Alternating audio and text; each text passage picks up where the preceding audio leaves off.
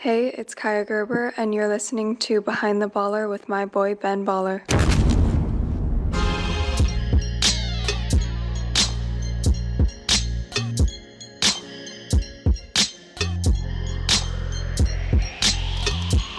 Behind the baller, my life is more than money and jewelry. My story's so crazy, dog. I said make a movie behind the baller. I went from playing sports to exotic whips. Ain't gotta tell me, dog. I know I'm the shit. Behind the baller, my life is more than money and jewelry. My story's so crazy, dog. I said make a movie behind the baller. I went from music exec to this podcast. Now I finally feel at home at last. Behind the baller.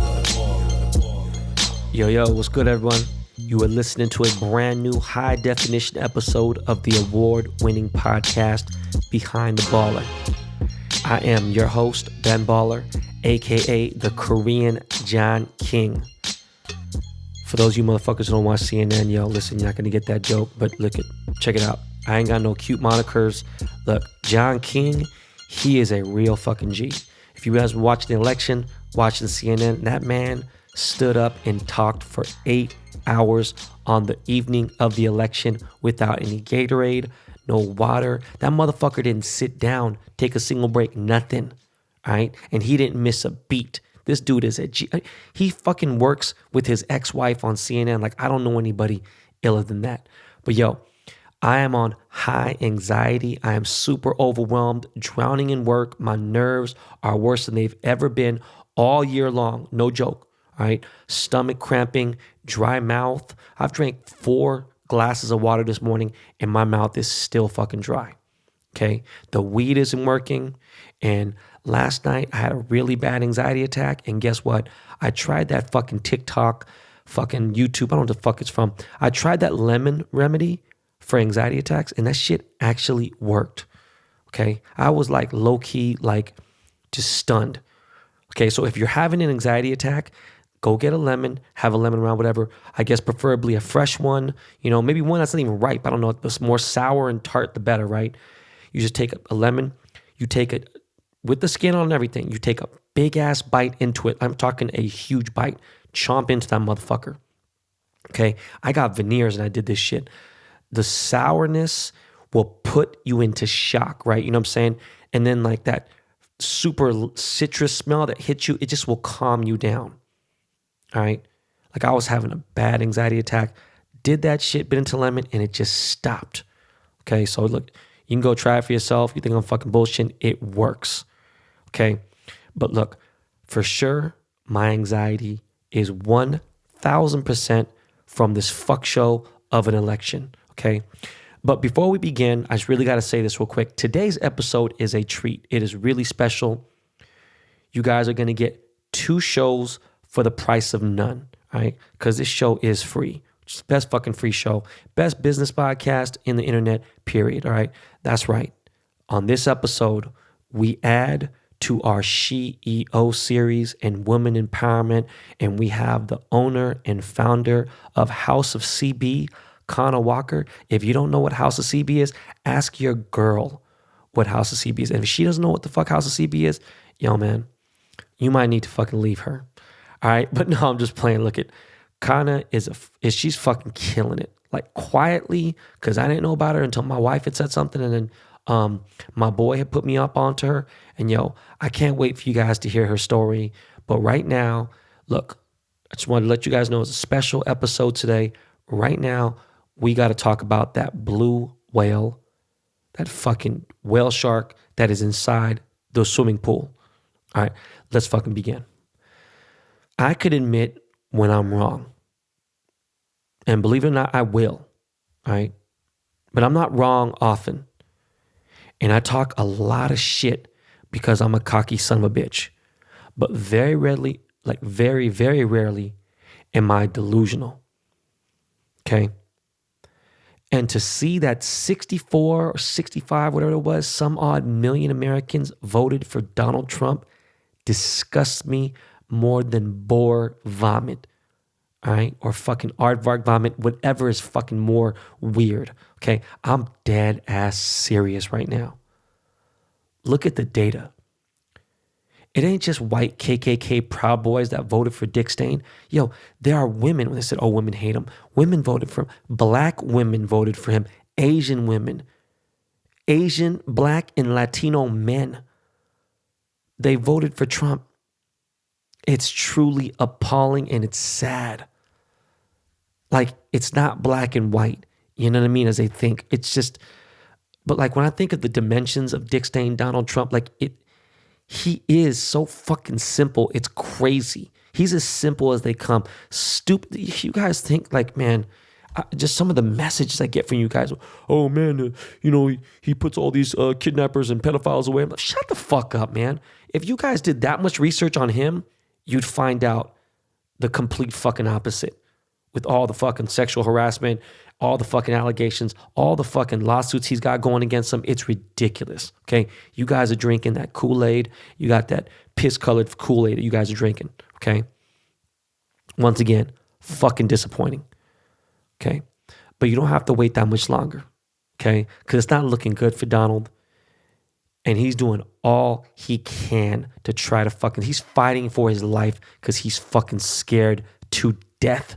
This motherfucker is a beast. I ain't gonna lie to you, he is. But that don't mean he's not a piece of shit, okay? I had guys, friends of mine, who I am close with that wanted to bet me $100,000 and were so fucking adamant and positive that Donald Trump was gonna win. I felt bad. I was like, I didn't take your fucking money. They're like, no, you don't stand. I know. And it's crazy because, like, I got 10 years with some of these people, and people are successful. They know they make money, and they're gamblers and certain. They don't see it, and they don't want to see it.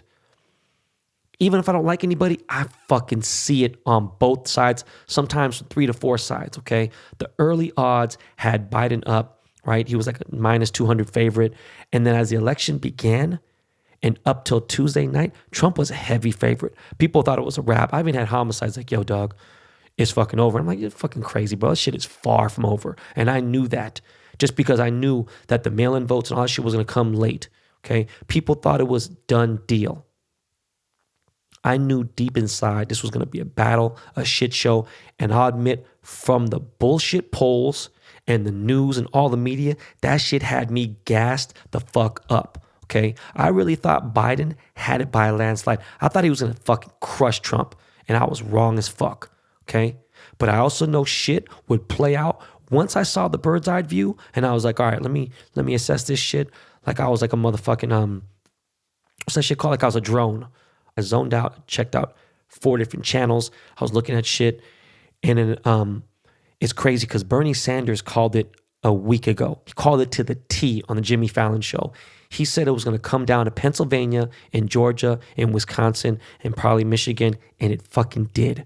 He said that Dick Stain would tell the world prematurely that he won because he was ahead in all those states. And I actually called, I was like, yo, Dick Stain on Twitter, I was like, he's gonna announce that he won the election when he didn't. And Dick Stain was up heavy in those states, heavy. In some of these states, he was up 600, 700,000 votes ahead. And I said, you know what though? I already know. And Bernie was like, look, the thing is, he's going to be ahead in the polls, and it's going to be close to, whatever, 70, 80% counted, and he's going to announce he's the president, and he called it. Every single thing happened that Bernie said. And the crazy part is he said, you know what? The mail-in votes happen at the end, and you have to count every vote. You have to. It is legal to send in a mail-in vote. And most Democrats did mail-in votes because of COVID. Republicans did not. All right. And the dumbest fucking thing Donald Trump could have done was fucking say he won. All right. I'm not going to get into the countless fucking thousands of lies upon thousands of lies that he spewed over the last 4 years. But to say that the Biden campaign was fraudulent and that there was fraud going on in the voting and shit is just so on brand for that fucking stupid loser, man. Look. To say he won isn't even funny. It's really pathetic, right? It was so fucking far from that shit.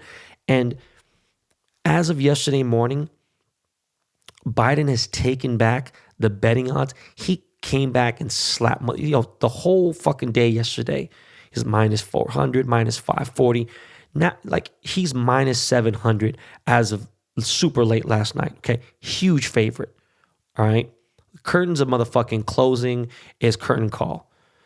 Now, when you hear Biden speak, or when he spoke for the first time at his conference, it was a completely different tone. Okay, Biden showed the world what being classy is. And now again, I told you, he's not my favorite candidate just because of his age and some other shit here and there. But yo, better than fucking Trump. Okay, now he may be old as fuck, but look, man, if Biden was down in the polls this bad, and it came down to like, yo, it's getting a wrap, he would prepare a speech, and I know he would concede. All right. And he wouldn't say that it was fraud. He wouldn't say that Donald did this. He wouldn't demand a miscount. He would for sure not try to sue, cause all this bullshit. Look, Trump is actually running out of money, by the way, just so you guys know. All right, these recounts are costing him a fucking fortune, and he's begging Republicans for money. Okay, if any of you guys have a fucking idea of how a recount works, okay, there's been 30 total recounts in the history of presidential elections. And yes, there's millions of votes, okay? And these are people who are counting, had the goodness of their hearts, doing civic duty, all right? And so human error is natural. But in all of those 30 recounts, the most error there has been in the history of that was like a few dozen, all right? There might have been 100 max, not in the thousands. This shit's not going to help him. He's just delaying. All his lawsuits are not even valid. It's like some stupid shit. It's not that serious, okay? So he's just wasting time, right? If I hated someone as much as I hate Donald Trump, okay, and he won, there's nothing left to say, okay? He had representatives from his camp at every single county, every state watching over, okay? All the lawsuits against Pennsylvania, Georgia, Michigan, and Wisconsin are weak as fuck. They're just not going to hold up. They're not going to do shit. It don't matter how many times he cries to the Supreme Court. Once that 270 hits, which it should by tomorrow maybe, he is fucking fired. He's done. Goodbye. Good riddance. All right? And the comeback of these mail-in votes came in heavy as fuck for Biden. You already saw that shit. People, how the fuck is this possible? Maybe because you dumb motherfuckers didn't tell anybody to fucking send a mail-in vote. All right? Maybe because Biden, that's what he heavily promoted, again, because of COVID. All right? So you could safely mail in your vote. It's legal, it's safe. Republicans barely mailed in any fucking votes. That's why the count is so offset. All right? But Donald didn't tell anybody to mail in any votes. You know, this motherfucker ain't wearing a motherfucking mask. You already see what's going on with this shit. Pre-COVID, that motherfucker was a favorite. 200 fucking something thousand people, died. And look what the situation is. He would have won this shit by a landslide had this shit not happened. I'm still surprised, though, that many fucking people in the popular vote voted for him, even though Biden fucking, is beating him or beat him. I mean, Donald cried out, weeks ago, oh, it's going to be fraudulent, the mail-in shit because of COVID, they're going to use it as an excuse. Man, that's how fucking voting has always been since the fucking beginning, okay? In fact, some of these states that Trump is suing are ran by his house, okay? They're the ones that made the fucking voting laws there, okay? The deception that Trump is making of mail-in votes is farcical, okay? Again, fucking millions of votes in many states, right? The process is going to take time. The fuck you think? I told you guys nothing was going to... I said it. I want fucking one person to tell me I didn't say that shit. Ever since I've been talking about the fucking election, I said no president is going to be fucking elected on fucking November 3rd. I said that shit. So it could take up to a fucking week. Okay? Mail-in votes had to reach each county by a certain date and time or they would not get fucking tallied. All right. But I knew Dick Stain wouldn't concede. He is a fucking piece of shit. He's not going to. Okay. That's just him. And now the fucking military and Secret Service are going to have to fucking get involved and get his stupid ass out of the fucking White House. Okay. But if by a miracle Trump can pull this off, Biden is not going to piss and moan.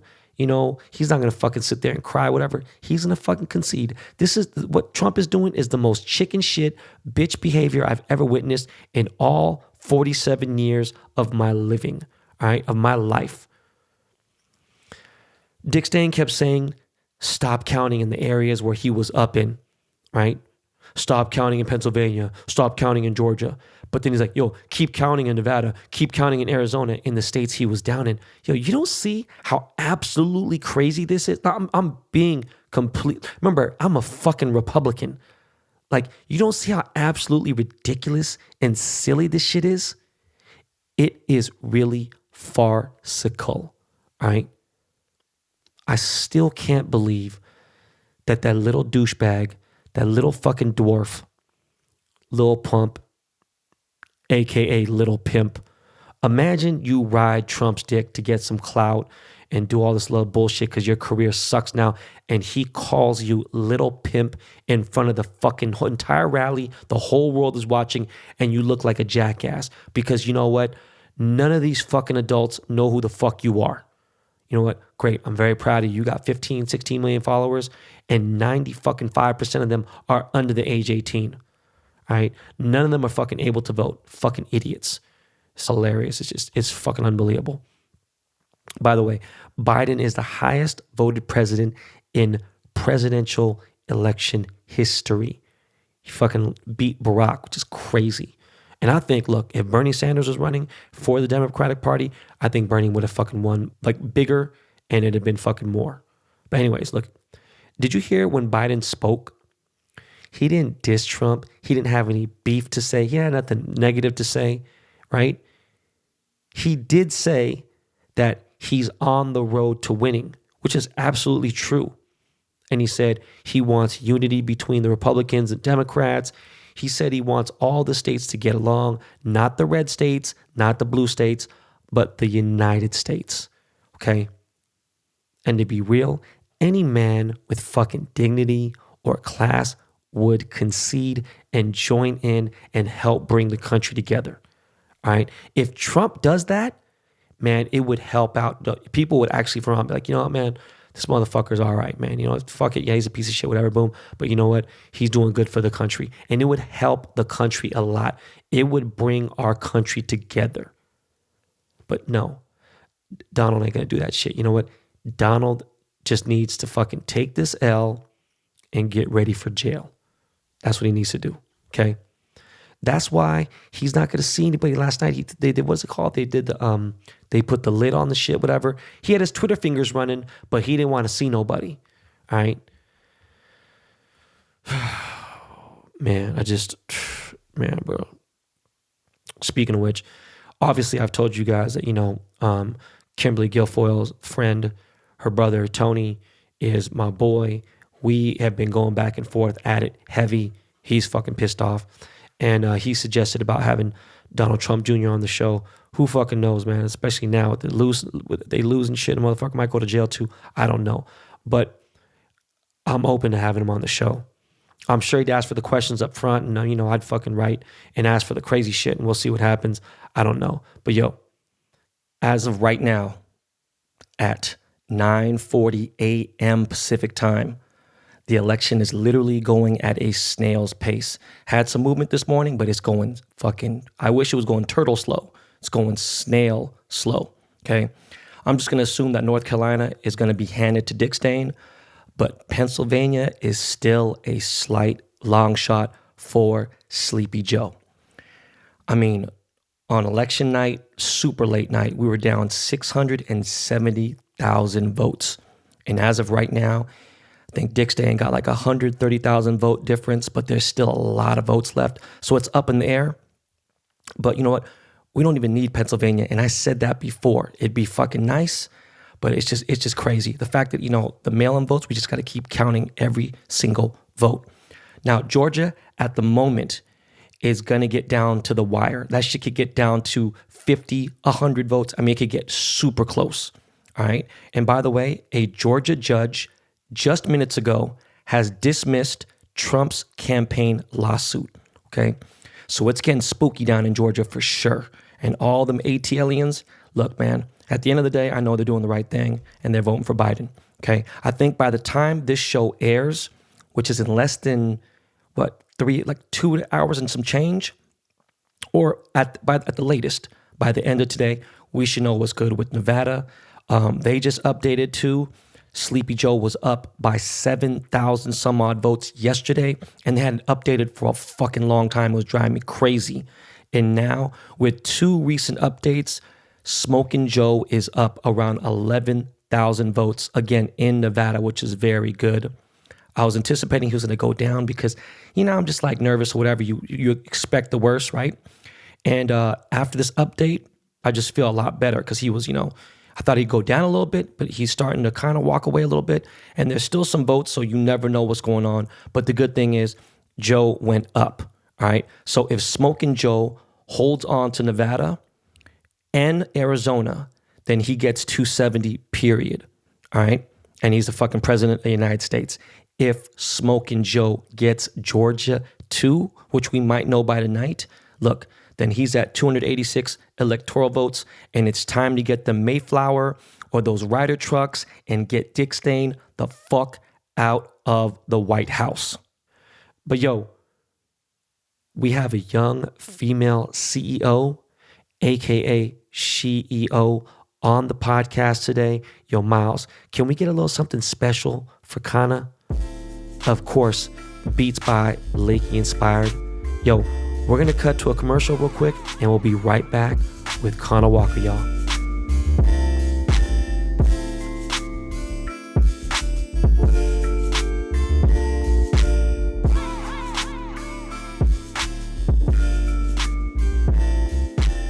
Hey, guys. All right, so I want to be real with you guys for just 1 second.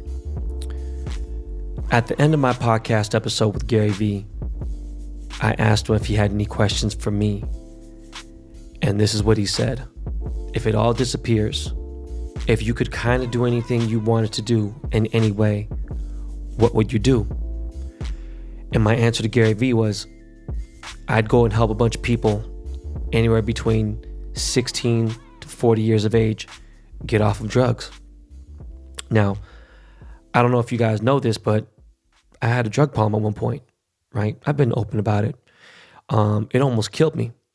And once I got through it, I realized that I had so much life to live. Real talk. I mean, if it wasn't for my kids, I think that's an excuse I have.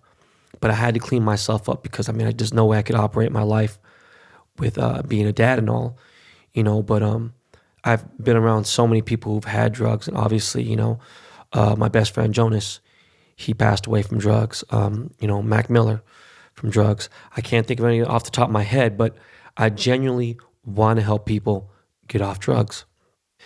And this is why I love doing what I do with Behind the Baller. This podcast is so powerful, and the BTB Army is so strong. BTB Army, that's you guys, all right? After that episode went live, me and the Dust Brothers were approached by the United Recovery Project. The United Recovery Project is a state-of-the-art luxury drug and alcohol rehab facility based in Southern Florida, which aims to open facilities in California. They're nationally accredited and recognized, and you guys know we only partner with the best.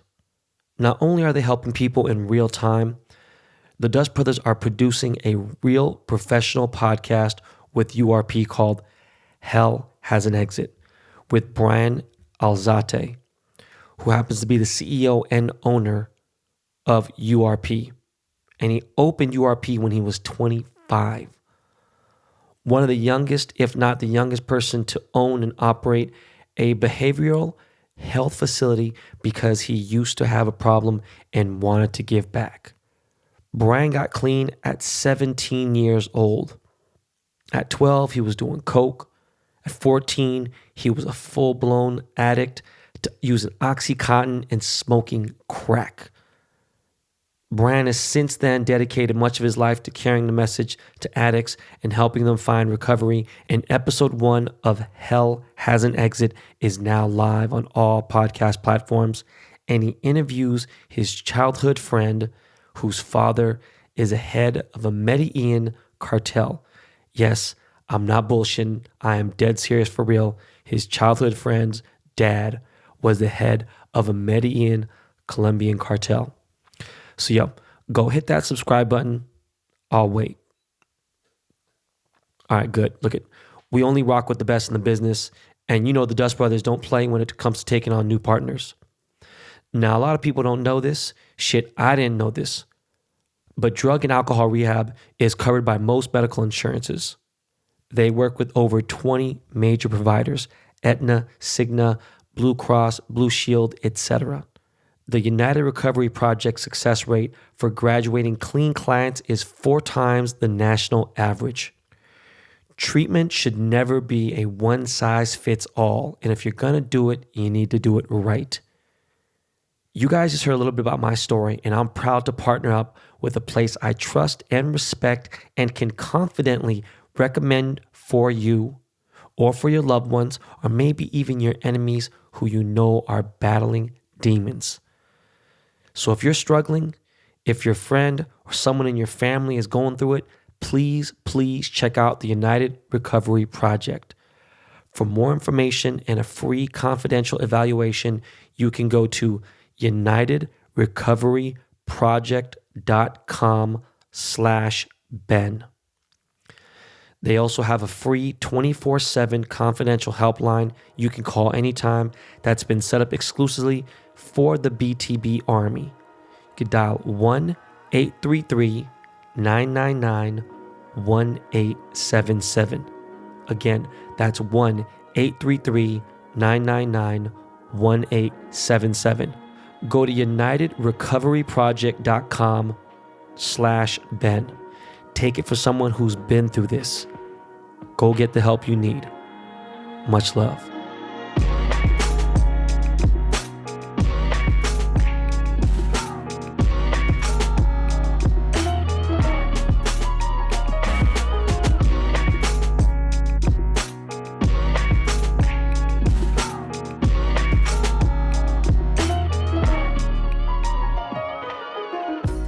Yo, what up, y'all? This is your boy, Ben Baller. We are back. We have a very, very special guest.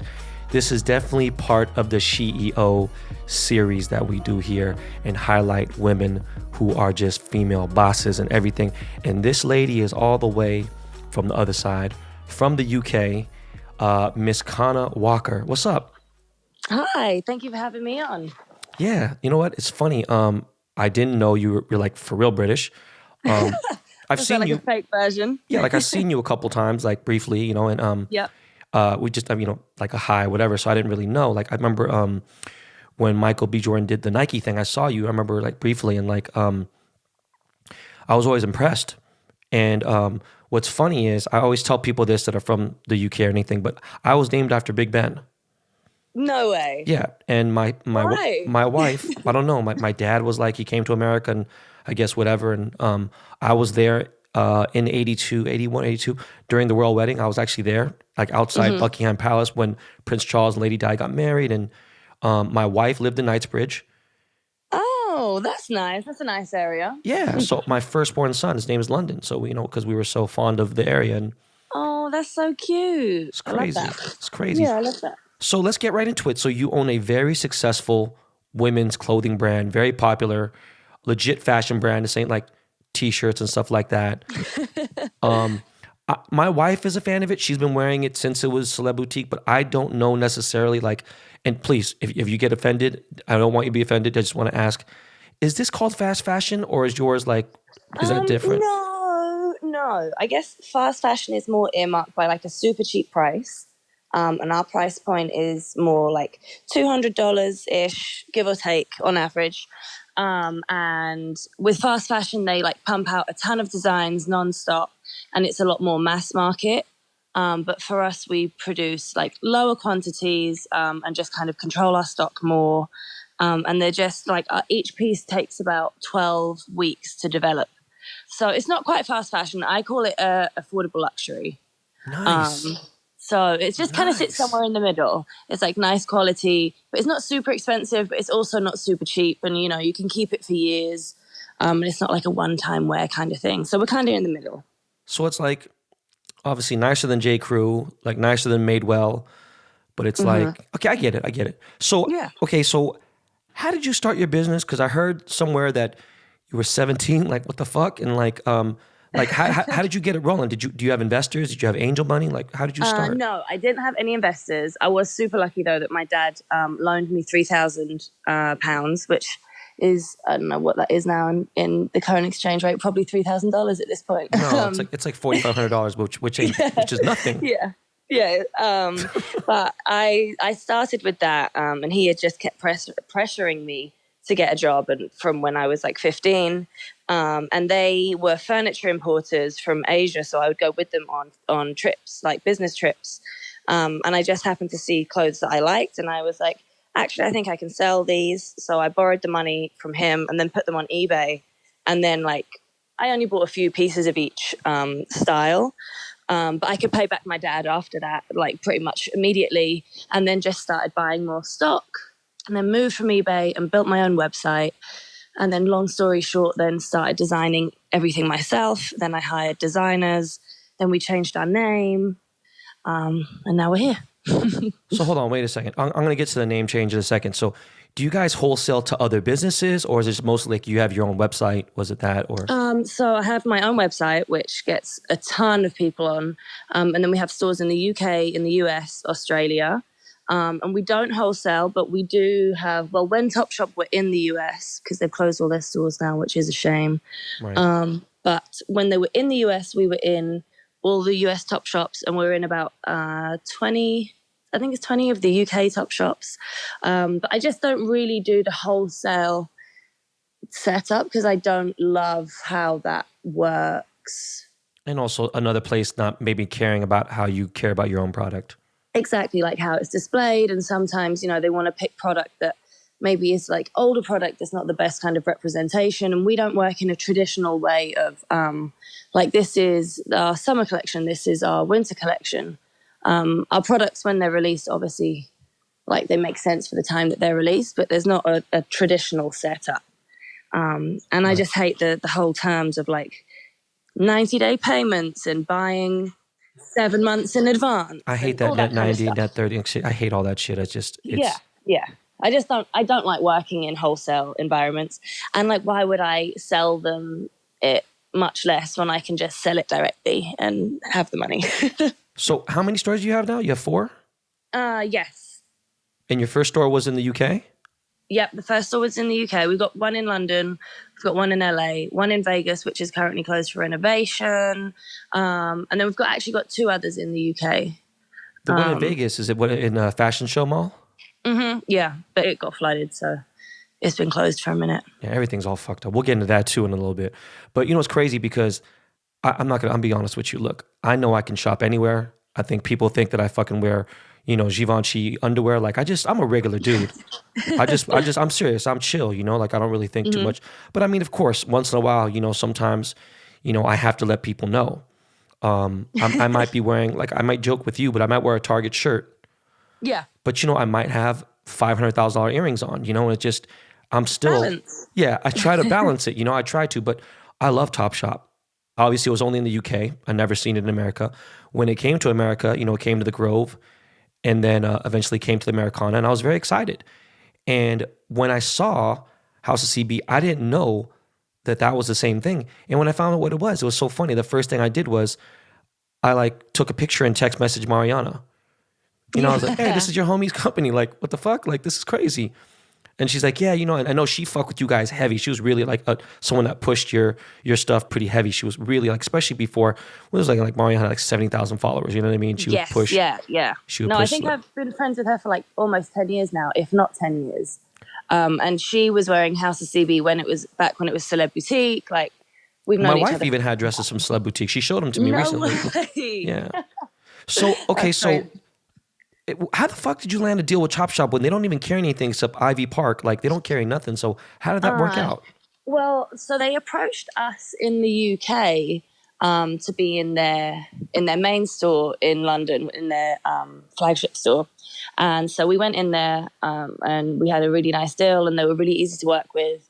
And we became their top concession. So in the flagship store in the UK, they have a few other brands. But we became the top concession for women's wear in their flagship store in London. And then they asked us to go in other UK stores. And and we became the top ones there as well. And then they asked us to go in the US ones, and we were pretty much the only women's concession, aside from I think Ivy Park, which is more sportswear, but still it's considered women's wear. Right. So yeah, and then I think we were the only ones in the top shops, and it was great. It was great for me because they had such prime locations. No, of course, right next to Harrods. You know what I'm saying? Like, it's fucking amazing. Yeah, exactly. And in the US as well, because they were in New York. I think they had 2 stores in New York, LA. Yeah, they had South Coast Plaza, the Americana, all the greatest places. Yeah, exactly. Chicago, everywhere. It was great. It was really, really good. And not to downplay Ivy Park, I mean, but at the same time, I love Beyonce, you know, but I know her, but, you know, it's, you got $1 billion funding behind you, you know, it's totally different. You did it independently. It's very, you know, it's different. I guess, yeah. But I mean, you know, she's Beyonce. I'm obsessed with her, so. I'm like, she's Beyonce. She's no, for sure. Sometimes I think about it, like I think about when I met her in 97, you know, when she was Destiny's Child, like, okay, she's a young girl. I was like, okay, cool, boom. My boy, John Stockton, he handed me the record. He worked at Sony. I was a DJ at the time. And I'm like, oh, I really like this song. Never in a million years I think they'd be what she is now. She's like, you know, literally icon. She's the best. And she's a Virgo and I'm a Virgo, so. Oh, so your birthday just passed? Yeah. We're basically, you know. When's your birthday?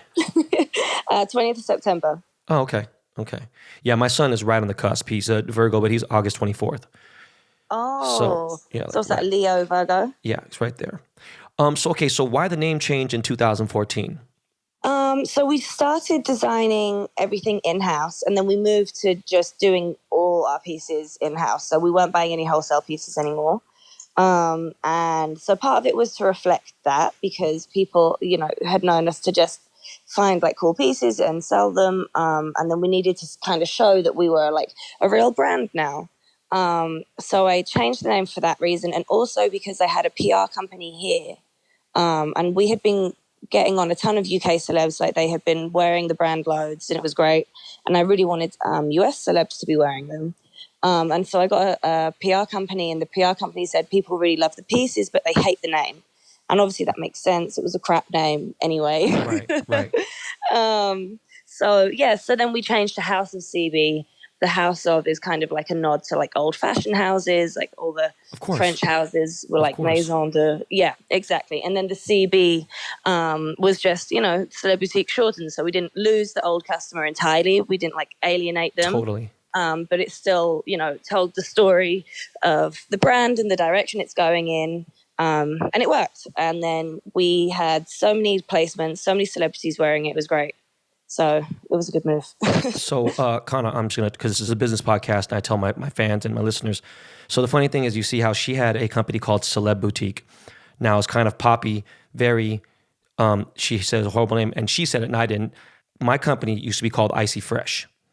Yeah. I fucking hated that name. It was it was the worst fucking name. It was really hood. It sounds like toothpaste. Yeah, but it was like, it was crazy. And the thing is, we became popular on MySpace.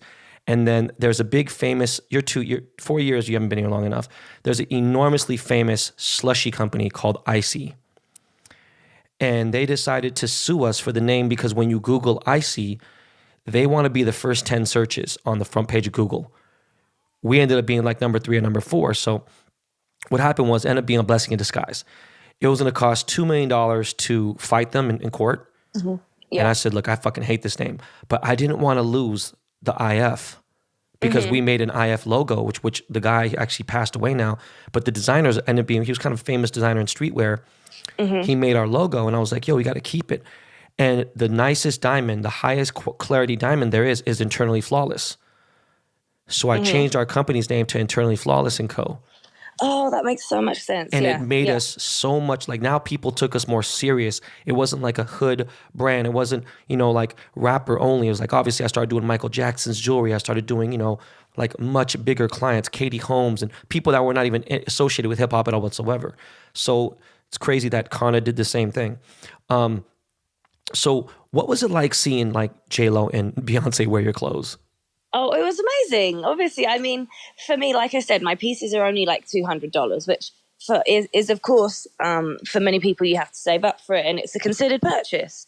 But for celebrities that have so many free items, and they have like custom-made couture for them to choose to wear the brand and wear it so often, was incredible. And obviously being from England, we don't really have access to celebrities like that. So it felt great, and the sales were great as well. And it just gave us so much credibility, and it really, I think, cemented us as a real brand. Yeah, it was really, really good. So do you think celebrity influence on your clothes, has that played a major part in your growth, you think? I think so, definitely. I think that obviously I didn't go to university or anything. I didn't have any fashion credentials. I didn't have any like fashion network of, going to like a good fashion school or anything like that to kind of give me any credibility. So I feel like that for me really helped, made the brand more credible and more desirable, and it really pushed it forwards. And we do live in a very like celebrity driven culture. And yeah, it's just, it definitely helped push it so much further forwards. After we changed the name, and in like 2014, 15, we just had like practically every day was celebrity after celebrity, all major wearing House of CB. Nice. And yeah, and it was great. And it just really like skyrocketed us forwards, or up, whichever. Rockets don't go forwards. But yeah, no, it's definitely been a big part of our marketing, and still is really. So when did you know that your brand was like the shit? Like, I know you're humble, but I mean, like, when did you know, like, you're like, yo, this shit is for real now? I think probably like 2014, 2015. So I started in 2010, but when I started, I wasn't trying to, I was just like, I can sell these, this is cool. And then I was like, oh, I have a natural kind of talent for entrepreneurship and for selling product. And I really just loved clothes, and I still love clothes. And then it got a little rocky with the name change and designing my own stuff. I was quite nervous of whether people would actually like it or if that would work. And that was, of course, a bigger risk, a bigger investment. But yeah, so when it all started being received well in like 2014, 2015, I felt like, okay, yeah, I know what I'm doing now. And like, I'm onto something good here. And then since then, I think I've just like fine-tuned the brand and myself, and I've like evolved a lot, and the brand has evolved a lot since then too. So kind of all tied up together. Right. So what struggles have you faced being a female CEO? Well, I feel like all the time, if you have to work with other people and other companies, you're just not taking it seriously. And that's just the realistic, there is a, yeah, and there's an unconscious bias, I guess, against women in general. And so I do feel like you have to prove yourself. The one good thing, obviously, is that I don't have a boss. I don't have anybody that I have to report to. So if I don't like the way that somebody is working in terms of like who we choose to work with, I don't have to work with them. If somebody doesn't fit the brand, environment, then they don't have to work with me. So I've been very lucky in that I haven't faced the exact same struggle as many other women in like corporate roles and stuff face, because I don't have to answer to anybody. But still, in general business, you have to work with other companies, and a lot of the time they just, even recently I was negotiating a lease on a new LA store, and they just didn't want to listen to me. They didn't. The guy Plus, was you an look older really guy. young. You look young. Yeah, so. yeah. The guy was an older guy. He didn't care what I had to say, and we were all on a call, and he just kept talking to my realtor. And I was like, hello. Yeah. My realtor can't make this decision. What are you doing? But yeah, it's just how it goes, I guess. So what was it like making the Forbes under 30 list? Was it a big deal or no? Yeah, it was definitely a big deal. I felt like it was a big deal. Actually, it's quite funny because the shoot was in England, and like they tell you like you can't tell anyone, blah, blah, blah. It's not all confirmed. So they say, come for the shoot, but don't tell anyone. You're not allowed to say anything. Nothing's confirmed until it goes to print. So I went on the shoot, and they have everybody's picture printed out and like stuck on the wall. And I was there all day because you have to do a filmed interview and a photo shoot thing. And there was obviously other people there too. And I was in my kind of like dressing room or whatever waiting. And then when it was my turn to go into the room, my friend and my stylist pointed out that they had drawn like a big X through my picture. And I was the only one. I was the only one with the X over my face. And I was like, oh, I'm out of it. And now they're making me fucking record an interview and I'm out. And then like the actual interview, if you watch it, I sound so dumb because I'm so distracted. This lady is asking me questions and I'm just staring at this picture on the wall. Like, why am I here if I am out?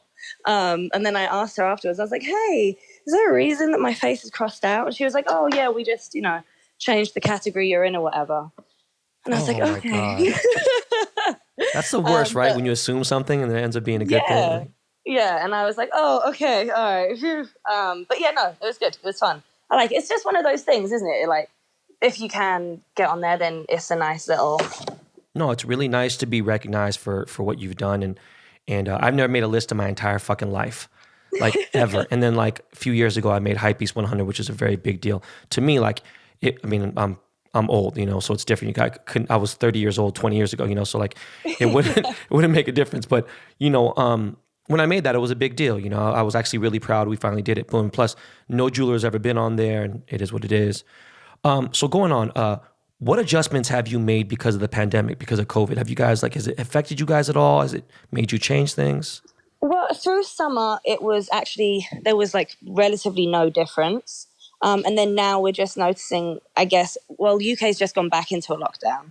And now we're just noticing that people are opting more for like more loungewear, sweats, that kind of stuff. So we're introducing more like casual product lines. We're known for being a relatively dressy brand. We're not just dresses, but we're known for having great dresses. And obviously no one's going anywhere.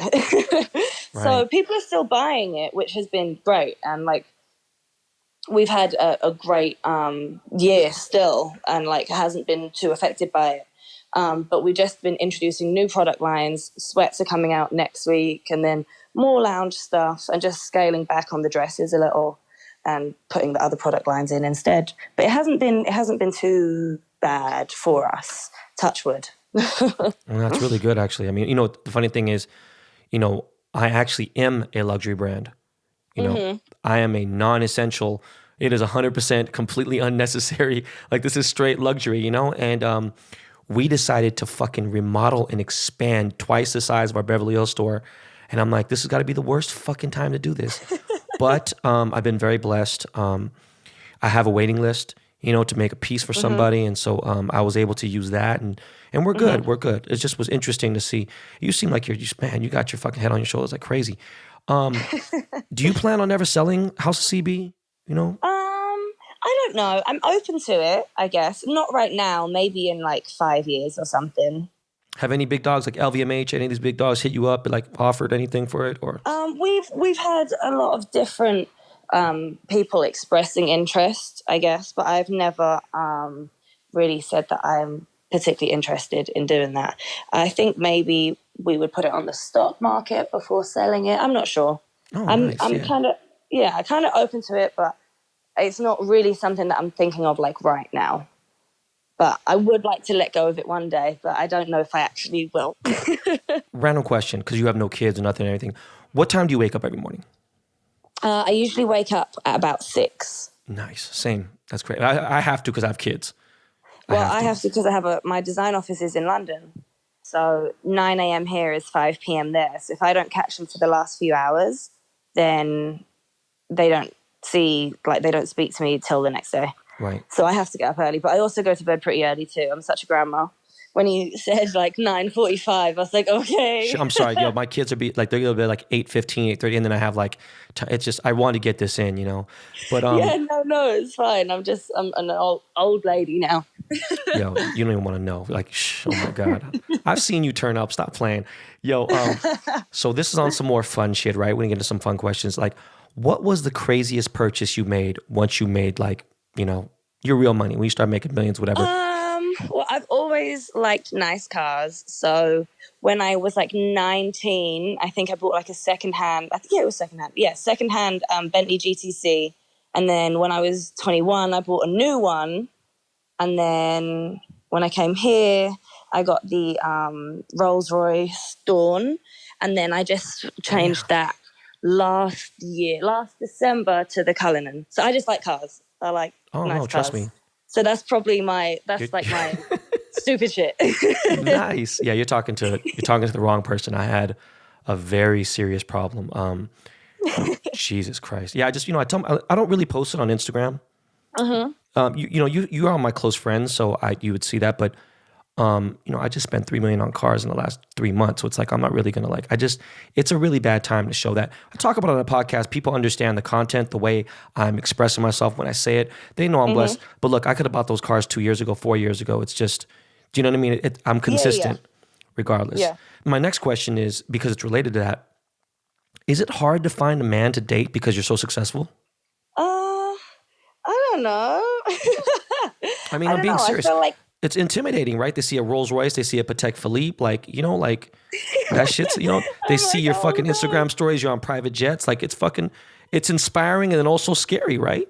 I don't know. I guess you'd have to ask the guys. I don't feel like I don't actually go out that much to really meet people. And most of the time I've been in LA, I've been in a relationship. Right. In general. Yeah. So I haven't really experienced the full LA dating scene, I guess. I'm scared for you to do that. Like, that's crazy because such a fucked up time right now. I'm just saying, like, there's so many people that are so, not genuine. And, I heard it's pretty terrifying out there. And, remember, I've been married for 10 years, so it's different. And on top of that, I couldn't imagine, like, when I see my friends using dating apps and things like that, I'm like, man, fuck that. Thank God I'm not out there like that. No offense to you. I'm just saying, like, it's just... No. I get where you're coming from. If I could be in your position, that's where I would be. Yeah. I mean, no, like, if people wanted to judge my life off my Instagram, they wouldn't know what the fuck I was doing. They would have no idea. You know what I mean? Because that's just like, it really is just marketing for me. Of course, yeah. It's like a persona almost, It's just... Actually, I didn't even have this written down, but I could ask you now, though. Do you want to have kids eventually? I think so, yeah. I know so, but I just don't have a time limit on it. And I feel like we put so much pressure on women to have kids and be married and all that kind of stuff, and like by a certain age. And then also people want women to be successful but not too successful, and to have kids and to be married. And so I just try not to put too much pressure on myself. And I'm just like, I'll just, whatever works out. And don't tell me fuck you yet, but I'm just saying, look, one of my friends, she was my neighbor. She's a girl. I want to have her on the show. She used to be a waitress at a cocktail bar. It wasn't the most greatest job at all. Okay. She started her company with, I think, about 18,000 or somewhere around there. Again, not very much. Yeah. And she sold it to L'Oreal for $400 million. And she owned most of it. Everybody's called NYX, Makeup, NYX, NYX. Oh, yeah, I know that brand. That brand. So Tony, Ko, she's Korean. I really hope she doesn't listen to this now and take this way. But what I mean is, she got so busy, so successful, hard to find somebody, like whatever, she missed her mark to have her kids. And I think in a way, like, she obviously has the most ridiculous house. She has all the cars, has every single Birkin, all the fucking shoes. And she has dogs, but I know that she kind of was like, damn, I missed that mark. But it is what it is, like it's... she chose her career over that. But I'm just saying, like, it's crazy. And it sucks. Yeah, it does. But then at the same time, I'm always like, but you wouldn't ask a guy that, I'm guessing. No. I'm guessing you don't. No, because guys, it sucks. It's fucked up. And that's not an attack either, because it's just how it's ingrained in everybody in society. That you wouldn't necessarily ask a man, do you plan on having kids? Have you missed your mark? Because guys keep going until they're like 50 having secret kids. I had my first kid when I was 39, almost 40. Okay, my first fucking kid. So the crazy part is, you're totally right. And I'm glad you said that. Do you want to know why? Because look, if one of my boys tells me he slept with 20 girls, guess what? I don't even think anything about it. If I hear a girl slept with fucking 6 guys, I'm like, damn, man, she got around. It's really fucked up. I have to reverse the thought process. It's really, really bad. I have to unlearn it. Yeah, it's kind of ingrained in all of us to a certain extent, because it's just what our society is. But yeah, you have to think, would I ask a man this? And then if the answer is no. But what I mean is, like, okay, ask me it. Let's just say 200 guys are watching your social media, okay? Yeah. I would bet all my money. I think that's unrealistic. Oh, God, shut up. I would bet $1 million, though, cash, that at least 88, 90% of them would have thought, they didn't know anything about you. If they see the Starlight roof, they see you in the double R, they see you getting out, boom. They see the Hermes accessories, boom. Then you're walking into a private jet. Immediately, damn, yo, she's dating some baller. That's I guarantee that's the immediate thing. Definitely. And that's Even fucked up. when I had the Dawn, one of the reasons I wanted to change it is because when I would, on the rare occasion, put the roof down, people would be like, "Oh, is that your boyfriend's car?" I shit you not. I would be waiting at stoplights and people would shout it from the fucking sidewalk, sorry. Yeah. So it's kind of how it is, but I do hope that people will start to kind of learn that that's not. But on the other end of the spectrum, I have to say this to defend my wife. You know, my wife went to FITM. She went to fashion school. She got her degree. She had a bikini line and was doing very well. When we had kids, she had to make the decision. I'm like, hey, babe, you kind of have to give up your dreams because right now I'm about to glow up. Like, I'm about to have my second real glow up in this jewelry business, and I'm about to take it to a different level. I was going to go learn how to make jewelry, do all this other stuff, and take it serious so I could be the best. Yeah. With that said, I don't want her ever to feel, oh, well, that's my husband's money. No, this is our money. No, of course. And I feel like if you're asking a woman to give up something like that, basically, and be a full-time mom, kind of dreams, and be a full-time mom, which is a full-time job. Let's be realistic. It's not a walk in the park for anybody. Shit, I'd rather do a regular job than that. Yeah, it's a real job. And so, yeah, it should definitely be seen as like your money together, not, his and hers type of situation or an allowance or anything like that, in my opinion. Yeah, I'm just saying this because the world is fucked up and they think immediately like, oh, is your boyfriend's car, is this, whatever. And I don't want my wife to be in a double R and someone say, oh, well, who's the bitch? This is my car. What the fuck are you talking about? You know what I mean? Yeah, I don't want her to like, but my wife is so low key. She supported you this whole time and 100%. without her being there. Couldn't happen without her. Taking care of you. Yeah, exactly. So okay. To get out of that now, where is the first place you're going to go when COVID is real? Like when it's fucking gone, like it doesn't exist. What's the first place you go? The first place I have to go is back to London. So I used to go every month-ish, every month for 6 weeks for a week because my design studio is there, I have stores there, all that stuff. So I used to go like every month and I haven't been in months just because of like, if I go there, then I have to go somewhere else for 2 weeks to then come back in. And it's just like a whole thing that I just can't be bothered to deal with. That sucks, so man. I have to go there first because I have to work. But after that, I love to go to Europe in the summertime, like Saint-Tropez, right. Italy, good food, good weather. It's like my favorite. You ever been to Sardinia? No, I haven't actually. Oh man, Sardinia is dope. But a lot of old men, a lot of rich old men, and a lot of hot young girls. It's pretty funny. Sounds like a great time. It's really fucked up. Yo, let me ask you real quick. Where is your favorite restaurant in London? My favorite restaurant in London? Actually, I think it's kind of boring, but it's not boring, but Novikov, but the Italian part downstairs, not the Japanese. Oh, I've been there. Yeah, I love that place. Yeah, Novikov is really nice. The Italian food is like my favorite Italian food aside from being in actual Italy. Right. Okay, so what's your favorite restaurant in Los Angeles? Oh, I don't know. I feel like some are fun just for like the vibe, but the food isn't like incredible. And then others have better food. I don't know. I don't know if I have a favorite restaurant in LA. Well, if you like Italian food, have you been to Giorgio's? You know Giorgio Baldi? Yes. Yeah. I actually don't love it there.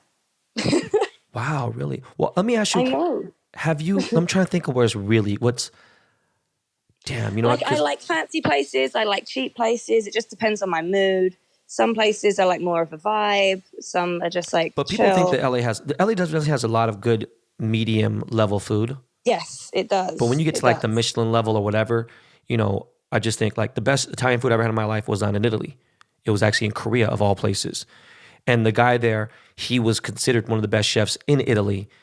And then he opened a restaurant in San Francisco of all places. By the way, San Francisco has more 3-star Michelin restaurants than anywhere in the USA because of all the tech money. Oh man, I'll give you some spots.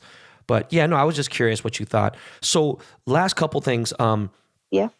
Are you involved in any charities, any programs to help women designers, empower people, anything? Yeah. You already know the answer to that. But yeah, we do a fund every year, which is the Women for Women Fund. Look at me plugging myself. But it was no, important. I had to mention it, because that's big. I feel like it's important as well. But yeah, we do this fund every year.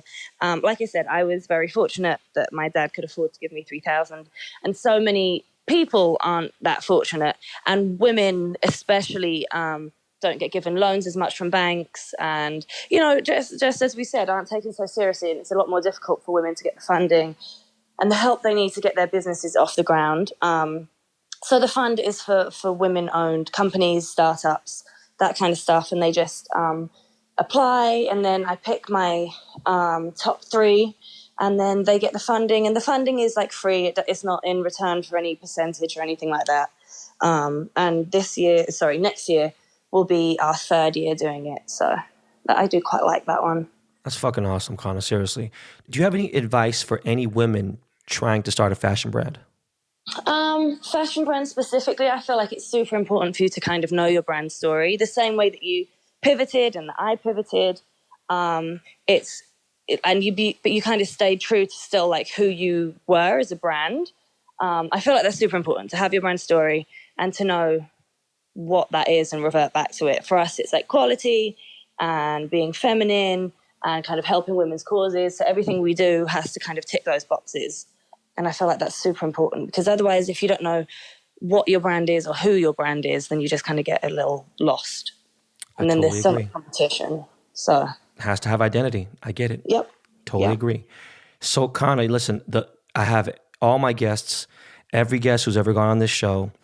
It's the last question is the same for every guest that comes on here. And that last question is there anything you'd like to ask me?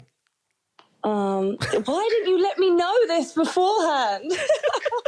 I just put you on the spot. It doesn't matter who you are. I just say. I don't know. I feel like I'm at school and my head teacher's like, what questions? And I'm like, you're judging me on my question. Nah, ask me anything. I don't care what it is. My favorite color, it doesn't really matter. Okay. What diamond shape do you think is the nicest on an engagement ring? That is a really good fucking question. Wow. And you know what? I'm so glad you asked me, because, you're a girl and think about those type of things. Okay, so me being a jeweler and me heavily focused on engagement rings probably in the last 5 years, because I realized that's how some of the biggest design houses, from Van Cleef to Cartier to Harry Winston to De Beers. When I look at a stone, I obviously love almost every stone shape, right? Depending on the girl, I look at certain things. Some women, they have a vintage look to them, and they like certain things. And at that point, I love the Marquise diamond, because you don't really see that shape very often. In fact, you almost never see it. And it's a very old, lost design. Now, when it comes to like something like fancy, like a cushion or Asher cut, when I look at those, yeah, they're cool, they're fancy and whatever. And for a little while, they're really in. The only thing with those is they're very bottom heavy. So they're not going to get like a big size. So you might get a 5 carat, but it's going to look like a 3.5 carat of a round, So I think when it comes overall, in my opinion, and it's just the truth, a round diamond is always going to resell the best, retain its value the best, and everything else. I like the resell. You're like when you get the divorce. Yeah, it's fucked up. It's the truth. But and it's the most classic, of course. But I must say, there is nothing like an emerald. A flawless emerald is just something about it, especially if it really, because an emerald, even there's really no emeralds that are out there that don't shine.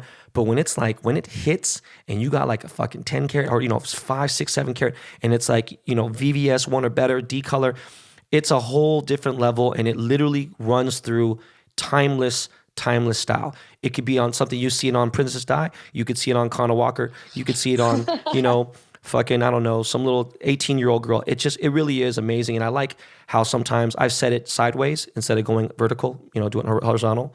But yeah, that's great question. That was a great question. So Conna, seriously, thank you so much. I really do appreciate you taking the time to be on the show. No, of course. Thank you for having me. Yeah. It was easy. I'm really good. Miles, man, can you do me a favor, man? Throw on some Lakey Lake, and we'll be right back.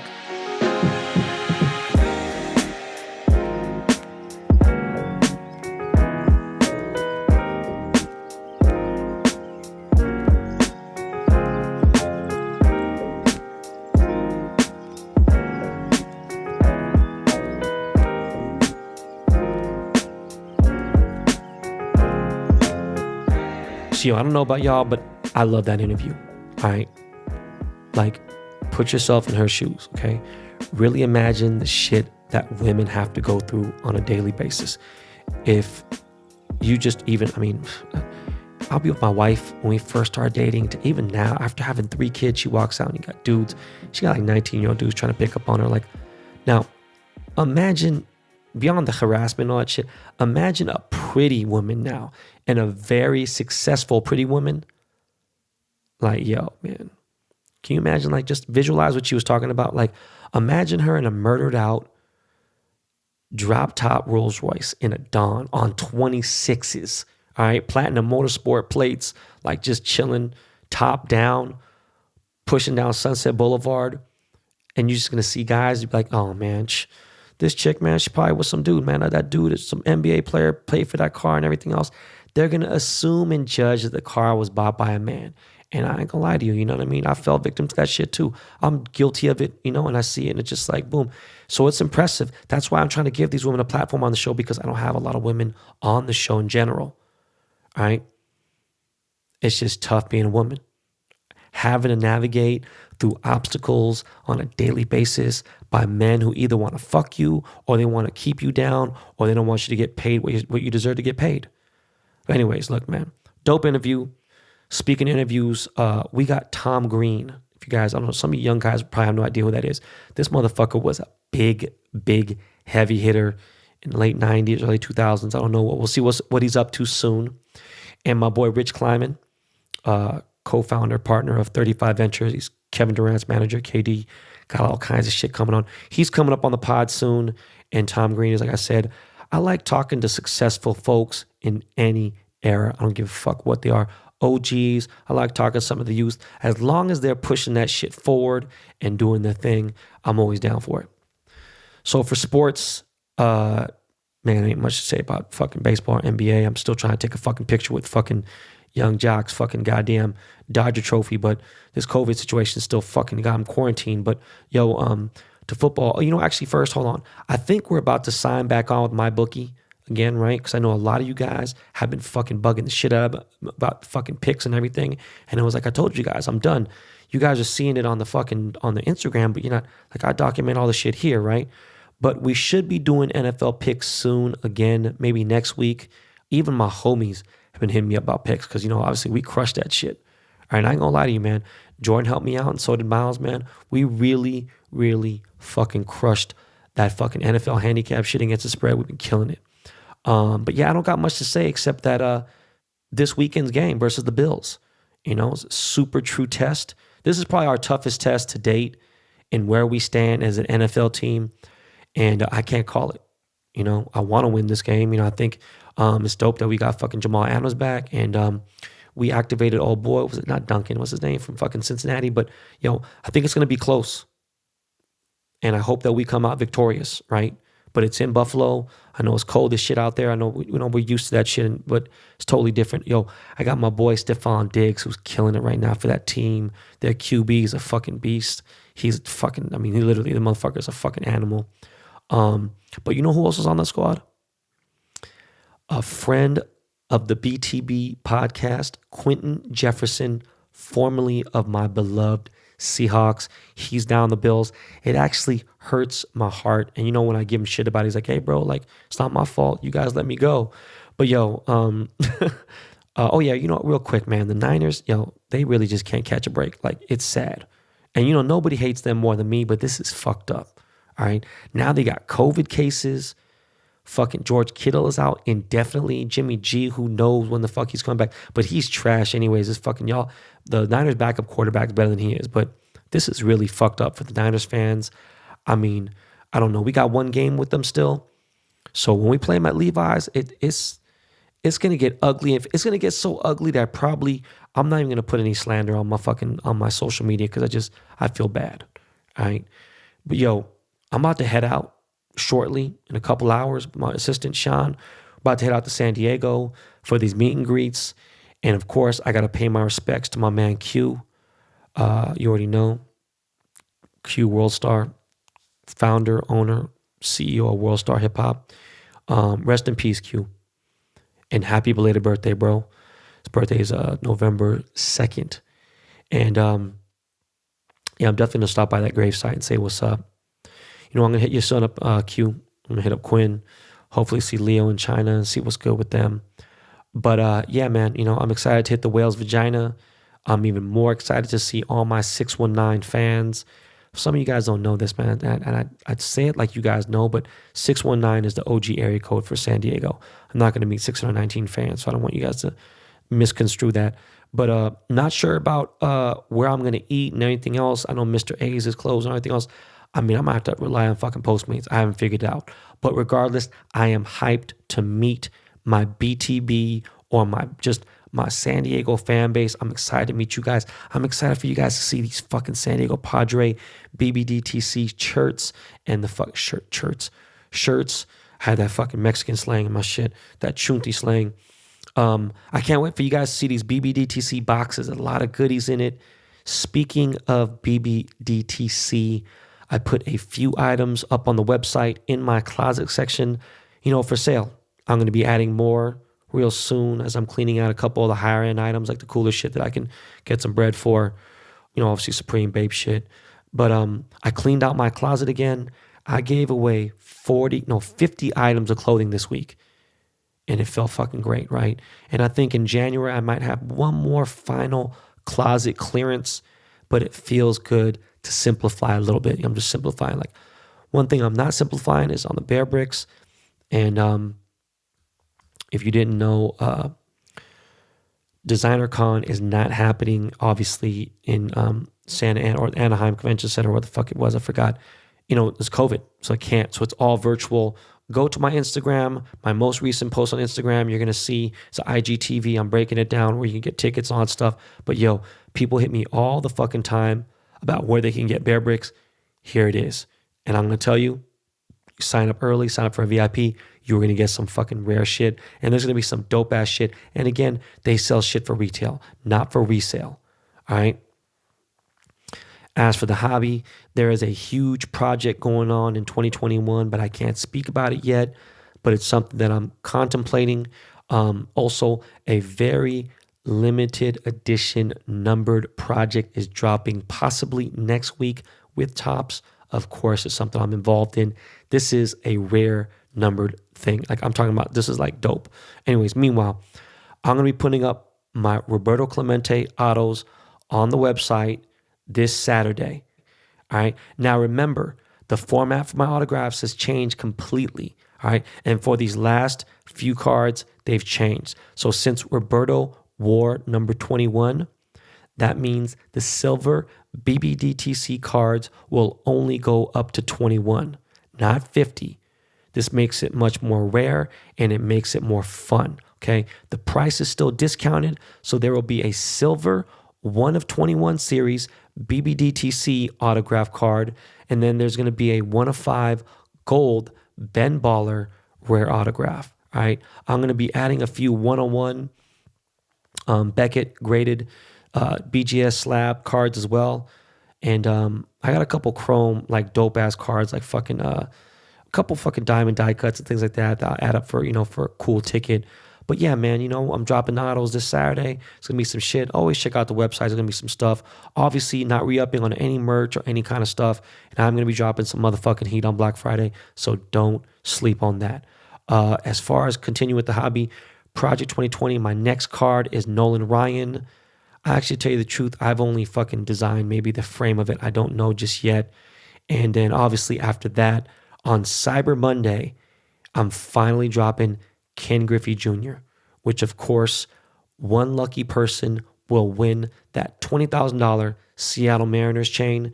That is no joke. That shit's really fucking up for real. I'm going to give that motherfucker to a lucky person who buys, at least one of my Ken Griffey base cards.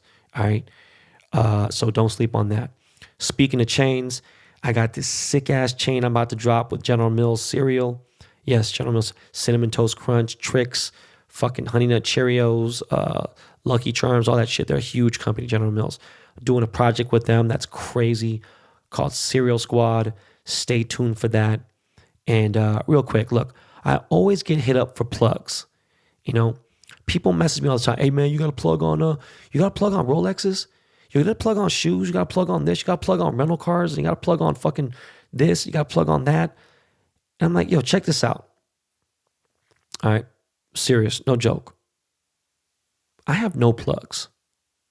Like for real. People send me shit, yeah, cool. But I just don't have any plugs anymore. It's just not who I am. And I'm totally okay with not having any plugs, right? You want to know why? Because something as simple as like, oh man, these shoes are coming out. Hey bro, can you hold me a pair? I'll pay, boom, whatever. As soon as someone does that favor for me, like holding some shoes, that's simple. Doing a drop. They expect a free chain or something like 2 to maybe 5 times the value of the favor, even more than that, like fucking 15 times the value. And I'm just like, bro, fuck all that shit. Like, I'd rather just pay full price. And that's what I've been doing. I kind of been just keeping it low key. Like, yo, someone want to bless me with something, cool.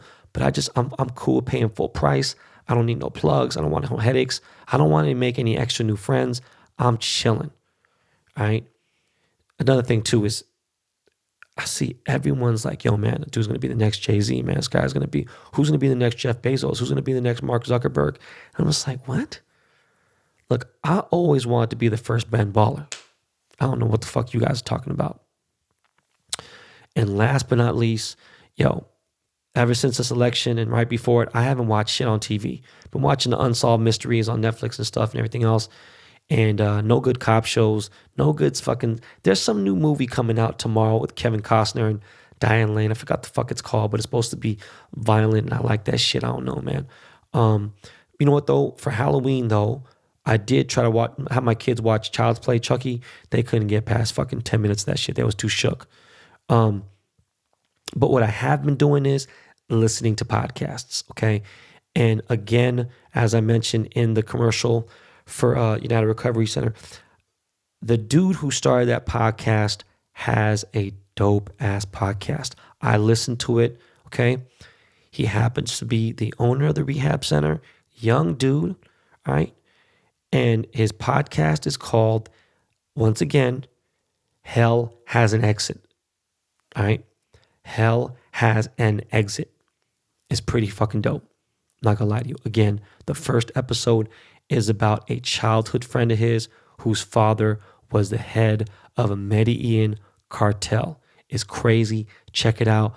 Go subscribe. And oh yeah, you know what? It's produced by the world famous Dust Brothers, Jordan Winter and Miles Davis, who happen to produce my show.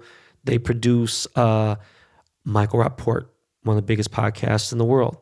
So you know the sound is A1, all right?